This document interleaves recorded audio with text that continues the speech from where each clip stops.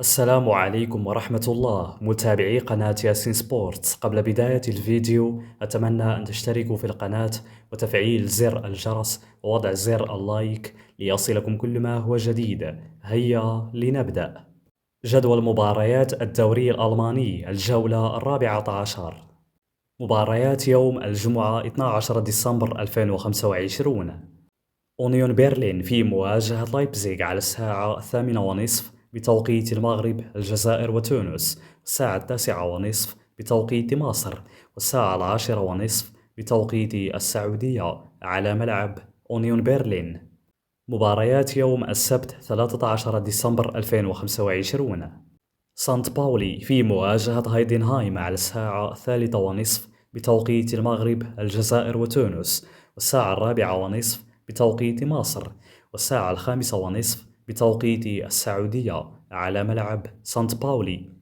هوفنهايم في مواجهة هامبورغ على الساعة 3:30 بتوقيت المغرب، الجزائر وتونس والساعة 4:30 بتوقيت مصر، والساعة 5:30 بتوقيت السعودية على ملعب هوفنهايم.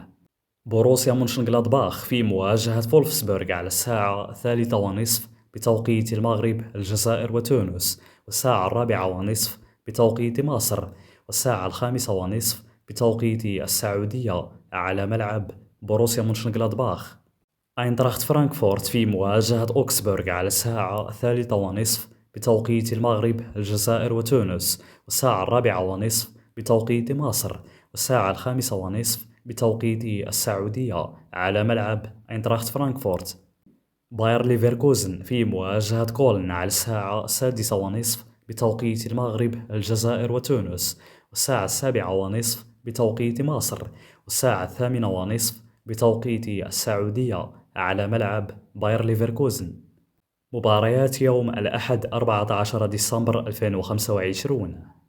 فرايبورغ في مواجهة بوروسيا دورتموند على الساعة 3:30 بتوقيت المغرب، الجزائر وتونس والساعة 4:30 بتوقيت مصر، والساعة 5:30 بتوقيت السعودية على ملعب فرايبورغ.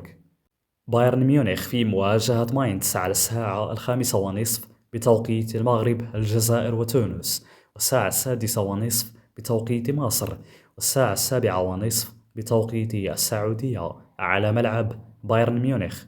فيردر بريمن في مواجهة شتوتغارت على الساعة 7:30 بتوقيت المغرب، الجزائر وتونس والساعة 8:30 بتوقيت مصر، والساعة 9:30 بتوقيت السعودية على ملعب فيردر بريمن.